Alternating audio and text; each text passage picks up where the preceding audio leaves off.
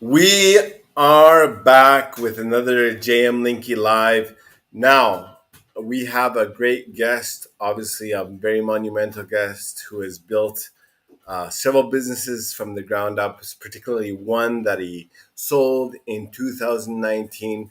Mr. Daniel Hirsch has been impacting people on LinkedIn, impacting people around the world with his businesses, particularly one which started with a 5K investment in a few years, 4 short years, he built it up to $12 million in yearly revenue, and then sold it. Absolutely amazing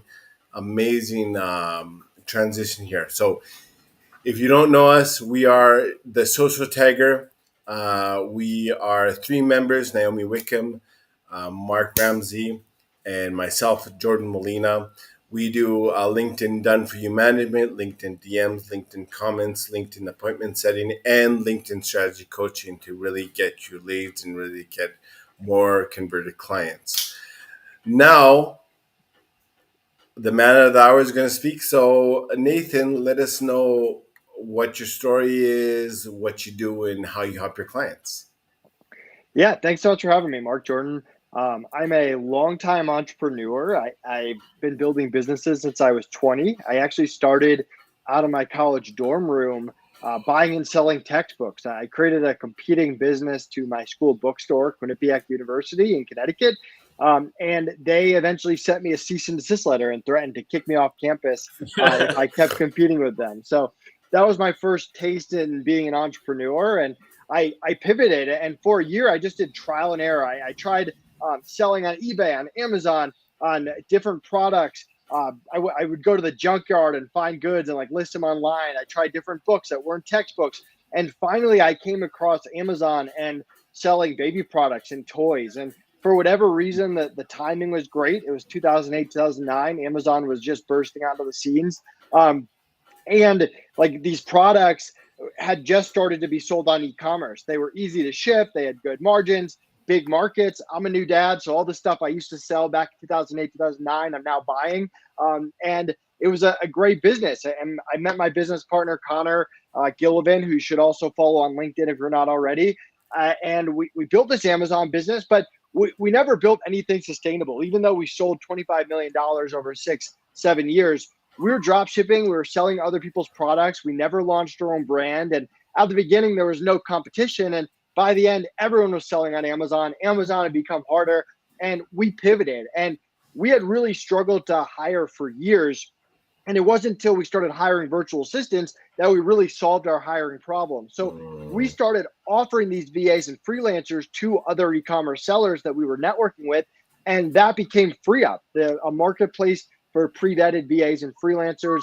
It was our first B2B business. We had to learn everything: marketing, partnership, content, brand, SEO. Connor doubled down and has become an SEO master. But yeah, that's the business we scaled for 4 years and sold, which is a whole nother story we can get into if you want. And now I'm on a mission to make entrepreneurship simpler for millions. All the processes we use in our companies, we offer for other people. We have a monthly bookkeeping service, AccountsBalance. We have Outsource School that teaches people our hiring process and SOPs. We launched TrioSEO, our SEO business. So that's kind of my motto, is making entrepreneurship simpler and taking my systems and being able to plug it into your business. Wow. Incredible. Absolutely amazing, Nathan. And we're really glad to have you here. So, walk us down your founding story. And it's I know that you got into it a little bit about it, but in a little more detail, what made you this entrepreneurship spirit come alive in you?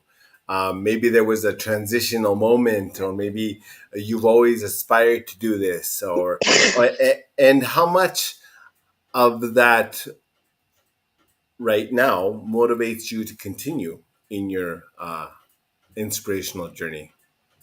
Yeah, so I think it's two things. One, I grew up very middle class. My parents were teachers, but because my dad was a teacher at the high school in the town next to me, which was a better high school, I got to go to school there, and it was a much wealthier neighborhood. All my friends, their parents were doctors, lawyers, dentists, business owners, and they all had the latest video games, nice cars, big houses. And so as a young kid, I think I always wanted more and wanted that financial freedom and wanted to be able to look at a video game and be like, yeah, I'm just going to buy it. I'm not even going to think about it. So I think that was part of the motivation. And then I think the second part was my parents made me work. If I wanted something, if I wanted a video game, if I wanted a car, they made me get a job. So I was working from the time I was 14 on. I was babysitting. I was umpiring Little League. I eventually got a W-2 job and worked at like a rent-a-center type place called Aaron's and Firestone. And I picked up all these skills. Like I got good at sales and learned business and customer service and managing people. But I also just hated having a boss. I kind of got a glimpse into what real life was like and literally driving into work every day as like a 16-year-old every summer, every winter break. So I think that motivated me as well. And I was lucky enough where I got to meet the CEOs and the owners of those businesses, and they were out golfing. They like weren't in there working. So I think that motivated me as well. And I think when I got to college, I didn't really know what I wanted to do, or I knew I wanted to be an entrepreneur, but I didn't know what business it was. And I felt like college was 4 years for me to take risks with no responsibilities and try to figure something out. And if I didn't, I would just get a real job after college. And I'm very lucky that I did. Wow. That's amazing. Absolutely That's really, amazing. really good. I love the way you mentioned about, obviously, in the journey there, you mentioned about the fact that you really didn't feel you wanted to work in that 9 to 5 and you wanted to escape that. So I just wanted to dig in that a little bit deeper, if that's okay, because there's probably some people here who might be working 9 till 5. Like, what would be your 3 biggest tips for them if they're looking to leave their 9 to 5 to scale their own business? What would you recommend they do to start from the beginning, from scratch? Yeah, so it's funny. I'm an entrepreneur and I've launched like 7 different businesses now, and not all of them have succeeded, but I'm a pretty low risk person. Like I don't consider myself taking big risks. I started free up with $5,000. Most of my businesses now I started with $5,000. The bookkeeping is an exception because I'm not a bookkeeper, so we had to hire like a high level bookkeeper to start. So we maybe put like $20,000 to $40,000 in to start, but like for the most part, I'm taking very low risk. Like if the businesses fail, I'm not homeless. I haven't taken out a second mortgage. And my whole mindset was like, when you're young, that's the time to take risks. You can always go out and get a real job. Like now when I have a wife and a kid, like that's probably the time that I'm going to take even less risks than I did before. And you also just have more time. Like, sure, you can like party on weekends and stuff, but like now I'm trying to spend time with my kids. I don't want to be working on a startup like 80 hours a week. So I think timing matters. I think you can start businesses with not that much money and not that much risk. I think a lot of people are in the mentality that like, once I get funding, then I'll start a business, or, hey, I'm going to have to put $200,000 in or something. But you can start small. You can start on the weekends. You can start after work. And it doesn't take much to get 5-10 clients for your business and really prove the motto before you quit your job and get started. Like I'm a big fan of minimum viable product. Just get the product out there, prove you can sell it, give it away for free. When we started Free Up, we gave away a bunch of free VA hours. When we started our bookkeeping business, we gave away 2 free months of bookkeeping. And if we couldn't give away 2 free months of bookkeeping, or if those clients didn't stick around afterwards, that's a pretty good sign that you don't have a good business. So get to selling it as quickly as possible. You can always make tweaks and improve the product, improve the software, whatever, but prove that you have a market before you actually quit your job and get going. Wonderful, awesome, amazing. So in there, like you mentioned, proof of concept, right? And so what are some indicator? I know that you mentioned like having a free trial, and if they don't stick with you, well, that's improve your proof of concept. Like, what other tips and tricks do you have to get this viable market feedback and this viable feedback so that you can actually scale and increment your business? So whenever we launch a business, we don't just like open it up. We kind of do a pre-launch where we're telling people about it. We're networking, we're building awareness, we're doing LinkedIn Live, we're doing lead generation, we're raising awareness before we actually launch, and then we do a big launch. So we kind of get some momentum going to get those initial beta clients. And I'm completely upfront and honest with all of our beta clients. My message to them is like, this is new. It's probably not going to be perfect. There's going to be bugs and errors and stuff along the way. My goal is to like treat you like gold, hook you up with the best pricing, get a testimonial from you. But in return for being my beta client, you have to give me feedback. You have to bear with me if something goes wrong. I'm going to communicate at a very high level, but you have to, there's going to be growing pains with any company. We try to avoid that, but it's going to happen. So luckily people have trusted me throughout the years, and not everyone does, but very fortunate for the people that do. And then when you get that opportunity and someone says yes, you better deliver. You better treat them like gold. If you mess up, you better make it right, give them credit, whatever it takes to keep them happy, because those are going to be the first testimonials, reviews for your business. That's going to start other people telling them about you. So that's kind of how we approach every business from the beginning. Wow. Yeah. Absolutely amazing. It's like really, really impactful. Your business model is very impactful and very, very inspirational also. So like talking about the impact and the helpful nature of your business, I just want to know like specific things in order for a company, whether it's here on LinkedIn or whether it's here on or any company in general. How should they be approaching impacting people, and what up to what point should they be helping these beta testers in order for them to succeed? Yeah, I mean, you gotta. Mhm. My tip is to find a big market that applies to a lot of businesses. Like for every Uber out there, there's 1,000 different Ubers that don't work out. It's very hard to create a new market. It's way better to find a market that you know everyone needs. I mean, look at my businesses, bookkeeping. Pretty boring. There's a million bookkeepers out there, but every business needs bookkeeping, whether you like it or not. So it's just a gigantic market. Same thing with SEO. Same thing with hiring. Every business owner needs to hire. So find something that has a big market, because if a lot of people need it, it's going to be easier for you to land those clients. And then make sure that you actually add value in some way, and that it's a need, not a want. It's something that that'll actually help their business in some way. So that's kind of my philosophy. Don't start with a course. Don't start being a business coach. Start with a real service or product that helps people, that has a big market. Mm-hmm. Yeah. Absolutely love that. And like how, so when you say big market, how vast would you go? Because they do say, some people say, you hear people say like you've got to particularly choose a niche. You have to just target this. You have to target that. Like, do you disagree with those terms, or are you saying that you should start big and then work your way smaller?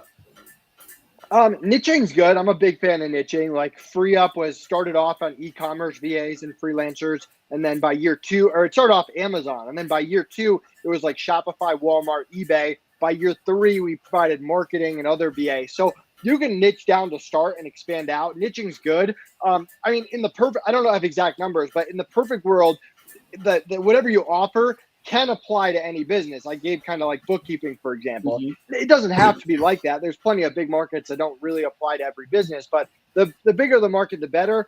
Even if you niche down, if you target e-commerce sellers, or you target real estate agents, or you target lawyers, what is something that all lawyers need or all real estate agents need? That should be your goal. Absolutely. Beautiful. So, John. So we got Denise in the house here. Hello, Denise. How are you? So Denise is absolute sales expert there. So she's killing it in sales, and so it's great to have you, Denise, here from Houston in the house. For the 15 people watching right now on YouTube and also on LinkedIn, if you have any questions, we're just gonna go right into the interview, more and more and more, dig deeper and dig deeper. If you have any questions, please let us know down below for Nathan, and we'll try to get to them as soon as possible. So we talked about like the beginning phases, Nathan. I just want to talk about like the like, let's say if proof of concept is there, right? Proof of concept is there and everything's going good, and you have a growing business, obviously, but you want to scale it to an even like an upteenth level or to the ninth level, right? So what what specific things have you done in your journey, and what specific things do you do for your client if they want to scale, like in like a short time, let's say in under 3 months? Um, Yeah. So a big thing for me is just my organic marketing blueprint. If you go to outsourceschool.com/organic marketing, this is the formula that we use for all our companies. It's affiliates, it's partnerships, putting out content, SEO, podcasts. Like these are the baseline of everything we do. And if you want to add paid ads or something on top of that, great. It only complements what you do. So I'm a big fan of having a consistent or organic marketing blueprint where you're getting leads in different ways. When people sign up on our site, we're seeing, hey, they found us on Google. They heard me on a podcast or LinkedIn Live. One of our partners referred us. We have an affiliate program in all our companies. One of our clients referred us. So you want that diversity of different ways to get in clients, and setting up that organic marketing blueprint is really the key. So again, outsourceschool.com/organic marketing. Check that out. It's really the same thing we use for all of our companies. wow. Yeah, absolutely amazing. So it's just like building exposure, like more exposure equals more sales, right? So Right, is that exactly. okay? Awesome. Yeah, I mean, definitely more exposure is definitely the way to go. What specific tools like do you use when trying to scale? Because you're all about systems, right? So, what specific systems do you use to scale, especially when talking about your company that you sold back in 2019? Um, I mean, if you think of what makes a business sellable, and we try to make all of our businesses sellable, even if we don't want to sell them, it comes down to a really good hiring process and being able to hire A players consistently and keeping them. Really good systems inside your business, SOPs, standard operating procedures that break down the why, the how to, the important reminders that we teach a Mhm. lot in Outsource School. Having those organic marketing systems and a diverse way of getting clients, which we kind of chatted about, and strong financials, being able to get monthly Mm, books that you have a meeting every single month and make decisions based on what the numbers are actually telling you and understanding your numbers. So that's kind of the foundation. It's not the sexiest part of business, the bookkeeping, the hiring, the SOPs and stuff, but it's so that's true. important. It's a lot simpler than Right. people make it out to be. And I mean, like Connor and I have the same monthly finance meeting every single month. We've been having it for every 6 years. You can grab the agenda for it at accountsbalance.com/agenda. And it's the same thing, repeat. Every process we build has an SOP. Every hire that we make goes through the same hiring process. So building those systems and going through over and over and over, that's been a key for us. Yeah. Amazing. That's good, Nathan. So obviously you're an amazing giver because you have actually have some free gifts for the viewers. So if any one of the viewers wants some special bonuses from Nathan, just DM Jordan, myself, or Nathan directly the word bonus, and we'll have those sent over to you. What he's giving. How important do you think it is to deliver value first in your content, in your offering, in your business? And what do you believe value is? Sorry, you kind of cut at the end there. What's the last thing you said? So, what do you believe value is? So, when people say give value, what actually is value in Yeah. your eyes? Yeah, good question. And I apologize. I have to run it in a little bit. But Absolutely. I mean, to me, Excellent. I like to just document everything I'm doing and just share it. Good, bad, ugly. Mm, If you're on any of our newsletters, we just tell you exactly what we're doing every single week. If we make a good hire, bad hire, what we're testing, how many clients we've hit. We're very just transparent. And business is hard. Not everything succeeds, but we just try to teach people what we're doing and what we learn. yeah. Amazing. Awesome, awesome. Well, so just this is going to be a short and sweet um, webinar here. So just like to end with impact and value. Um, like there are many, like you mentioned, family life is very important to you. Obviously, you have a beautiful baby, and a wife to tend to, as you mentioned, and same thing with me and Mark. So how does like work life balance? I know that we were talking before about this of how you schedule time with your family right now, and right now it's his birthday, so that's why he has to leave right away, obviously. So how important is this in building a business and really, really um, like dividing the two, so to speak? Yeah, it's super important. I mean, now that I have a family and a kid, like it's different once you've gone through an exit. Like before the exit, I was working all the time. I'm lucky that my girlfriend, wife now, but girlfriend at the time, like stayed with me. Like I was always working. I was traveling to conferences. I was networking. I would say yes to every podcast. Now I'm picky. I stop working at 3 every single day. I won't work weekends. I don't travel. I'm retired from conferences. Like I'm only interested in businesses that I can build around my time, and I hire really good operators for all these companies. So to me, that's what. To me, it's like hustle really hard, work really hard at the beginning, but make sure Mm, that beautiful. you get to what your perfect lifestyle is towards the end. And I apologize, I have to run No, no in problem. a few seconds. Okay, Nathan, beautiful, thank Nathan. Nathan, thank you so much for this. And if you want to learn more about Nathan, please send him a DM. And he does incredible things for incredible people who are his clients. And so please hit him up yeah, if that's what you're looking for. I'm sure that every business was looking for that. So 100%. it was a pleasure to have you, Nathan. Thank you so much for your time, especially it being your birthday today.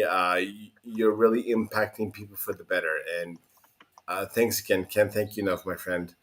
And so we shall see you later, guys. And J&M J&M Linky Live out. Thank you so much for joining Bye, us. guys. Bye Nice to bye.